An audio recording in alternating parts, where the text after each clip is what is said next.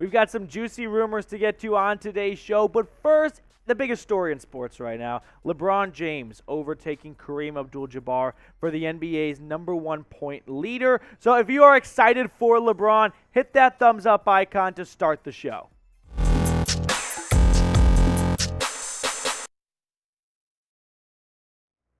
Coming up on today's Cleveland Browns Report, we're going to talk about whether or not the Browns should pick up Jedrick Wills' 5th-year option. It's kind of the biggest story right now amongst Browns fans after the NFL announced exactly how much that tab will run them, plus a new trade target. We talked about Hopkins. We talked about Keenan Allen. What about Tyler Lockett? Seen this name tossed out a little bit, so I thought we'd bring it up on the second half of today's show. But let's start things off with the Browns left tackle, Jedrick Wills. So the NFL has officially announced exactly how much the 5th-year options will cost for everyone from his draft class. And he fit the criteria of making $14.17 million. In case you don't know, by the way, those numbers are determined by the NFL based on playing time and Pro Bowl appearances, so that's how they get those figures. Now, the Browns have until a week after the draft to figure out whether or not they want to pick up that 5th-year option. And I think Wills is like right on the fence right now. At least for fans, he is. Depending on who you ask, you're going to get a variety of different answers. Some are very polarizing of definitely don't pick him up versus definitely do pick him up. I don't want to sound like a cop, but I'm kind of in the middle right now. I mean, PFF doesn't have him in the middle. They have him in the back half. In 2022, they ranked him the 59th best tackle out of 84. That's bottom half of the league. An overall grade of 62.9. He gave up 10 penalties. He was penalized 10 times, and he gave up 6 sacks. He's better at pass blocking. It's run blocking where he gets exposed. And on a team like the Browns that like to run the football a lot, that can make things a bit difficult. I think we can all agree that Jed Wills has been underwhelming, right? We can all agree on that. No one should be arguing against that. But I think Andrew Berry, at the end of the day, will take $14.17 million for another year of a starting left tackle. That's where I stand. Does he deserve that kind of money? He hasn't played like it, let's be honest. Is Andrew Berry going to pick it up? Probably to most definitely. I would give it about 3.5 Bernie heads. So whether or not he is deserving of that, that's a separate conversation, right? Has Jedrick Wills been a future all-time left tackle for this franchise? They haven't really seen much of that. The ankle injury the first couple of years really nagged him. He was healthy, clean bill of health all of 2022. Hopefully he starts to turn a corner a little bit and really become that Joe Thomas for this next 10-plus years. Now, I want to hear from everyone watching right now what you think. This is sort of the biggest poll question out there right now.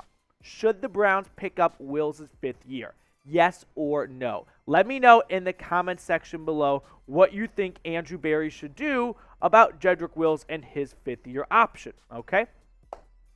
With that being said, we got some more Jed Wills conversation and some Tyler Lockett discussions to get to, because I think it's important to also go back in time and go, well, what about the last time the Browns picked up a 5th-year option for a guy that maybe hasn't looked like someone worth a 5th-year option just yet?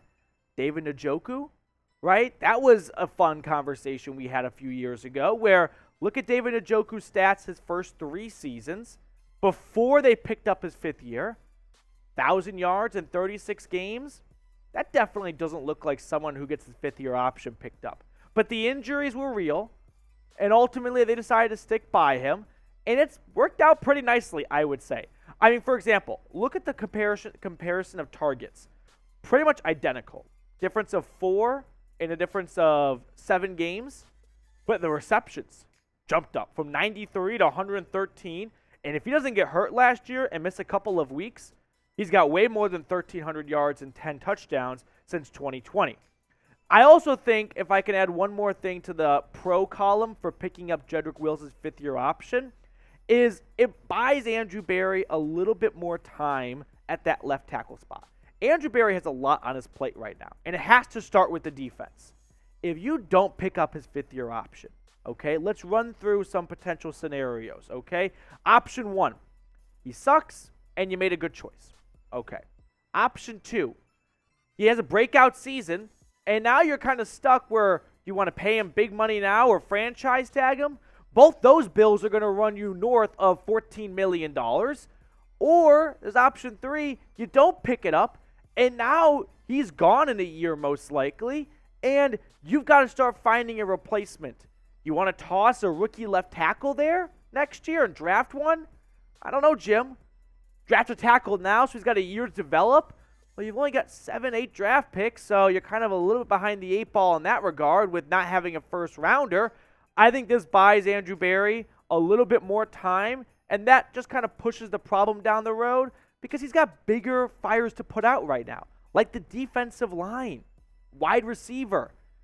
Left tackle is towards the bottom of my priority list right now because Jedrick Wills has been serviceable. And let him be serviceable for 2 more years. If he stinks after or he hasn't improved after those 2 years, let him walk and we'll find a new left tackle. But right now, I don't think we need to prioritize finding a left tackle because I don't pick up his 5th-year option and he's playing on the last year of his contract. Next up on the show, let's talk Tyler Lockett. Should the Browns go out and trade for the Seattle Seahawks wide receiver? We'll get to that in just a second. Don't go anywhere. I'm going to make a quick pitch to everyone watching right now that has not subscribed to the channel. If we can get to 20,000 subs by the NFL draft, which is 50 days away, and we've got almost 3,000 subs to go, we'll be doing this. We'll be doing a Gatorade bath. Me and producer Patrick or producer Rolly will hop out into the parking lot outside and do a full Gatorade bath. So if that's something you want to see, it would be an awesome milestone to reach by the draft. We've got a long way to go, but help me out. Get the best free Browns YouTube coverage when you subscribe. So let's chat about Tyler Lockett because I've seen it tossed around a little bit. And Chops, who's an all-time follow on Browns Twitter, put out a screenshot of his mock draft, and he had the Browns trading second-round picks and a little bit more, but ultimately resulting in Tyler Lockett coming from Seattle to Cleveland. It's not the first time I've seen the idea of trading Lockett, okay? The other day on our community tab, I said, comment a player you want the Browns to trade for. And Typical Gamer Boy suggested Denzel Ward for Tyler Lockett and a first-round pick. And we'll briefly touch on the Denzel Ward segment here because it doesn't really make sense to trade him this offseason from a financial standpoint. He just got a big 5-year, $100 million contract. His dead cap hit for 2023, meaning money you owe him on the roster or not, is $39 million. Now, next year it goes down to 27. So if it's another bland down season in 2023, next year there'll be a lot of trade Denzel Ward talk. I just think the financial backings of it just doesn't make it really all that possible for this season. But now let's talk Tyler Lockett here, right? Let's get to the main attraction. He has been the center of trade rumors, I would say, for a little bit now, and a lot of last season when everyone expected the Seahawks to tank, and they were actually pretty good. He's got 3 years left on his contract, so you can look at it half glass full, half glass empty. You wouldn't be trading for someone who's got 1 year left on the deal, and then they probably walk in free agency, almost like a rental. But you also would be getting someone who you owe a little bit of money to for the next few seasons. He turns 31 in September, so he's getting up there in the age column. But if you have him on your fantasy team, you know he is one of the most underappreciated receivers in football. Just look at how consistent he has been the last 4 seasons. I mean, from going from Russell Wilson to Geno Smith, his numbers didn't really dip that much. You could argue they improved, right? More receptions, an extra touchdown in there, at a sacrifice of a little under 100 yards, 4 straight plus 1,000-yard receiving seasons, minimum of 8 touchdowns. Tyler Lockett has been one of the most consistent and underappreciated receivers in football. So we'll get more on this trade talk in just a second. But our sponsor today, BetUS, has the best Super Bowl odds and props, that's what I'm looking for, and all that good stuff we love to bet on. You know what I mean? Like Gatorade bath and over-under for the national anthem. I love the anytime touchdown Super Bowl prop. I think Travis Kelce at minus 155 is a lock. Who else is Mahomes throwing to in the red zone? No one. You know he's going to score a touchdown. It's free money, so make your bets now. Chatsports.com/bet. Use promo code Browns125 for a 125% deposit bonus.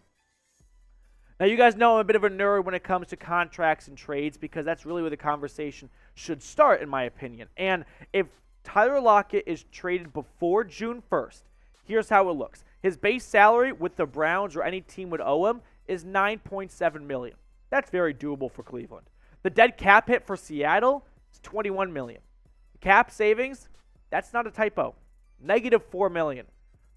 So from the Seahawks standpoint, they're taking a huge financial loss for a player they don't want to take a huge financial loss on, right? It's not like some bad contract like Brock Osweiler when the Browns did the Texans a solid. You know what I mean?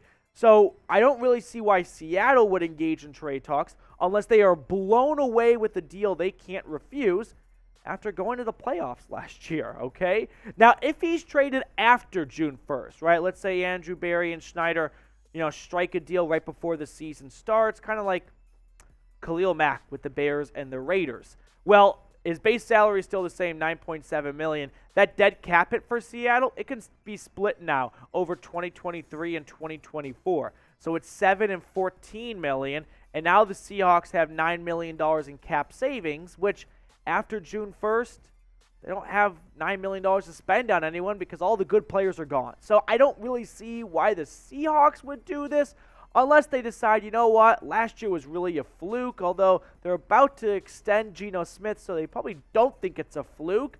But if they decide Lockett's best days are behind him and we want to do a pivot, Ross Geller style, and go get some draft assets, maybe they do it then. That's kind of the biggest hurdle I'm running into right now for trading for Lockett. My take, Lockett's underrated, right?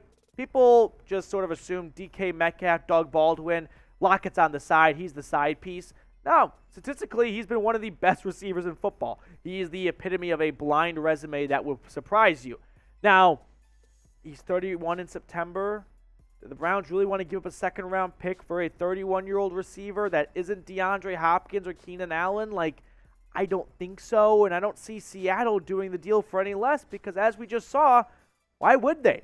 They owe him a lot of money then. So I just don't see how it can really happen from either side unless the Browns really fall in love with Lockett and decide, let's give up a second-rounder and a future third, and the Seahawks decide he's 31, we'll eat the dead money, we'll go get a young receiver and reset the clock at that position.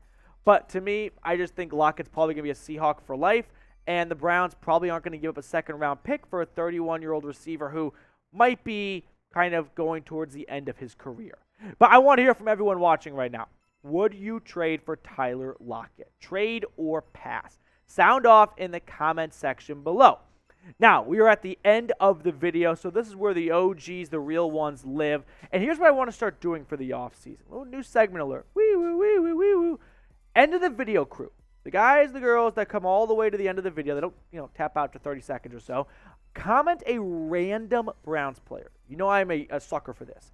Whoever gets the best, most random player will get on the end of tomorrow's video. So that way we can keep things a little bit intriguing here and keep things, spicy towards the end of the show. So comment a random Browns player. Whoever has the most random name in the comment section will get on the end of tomorrow's show, and we'll keep that cycle going throughout the entire offseason. That's going to do it for us on today's show. I appreciate everyone for tuning in. See you guys tomorrow with more Browns news and rumors. Live show, today's Wednesday. Live show, normal time, back at 4 o'clock Eastern.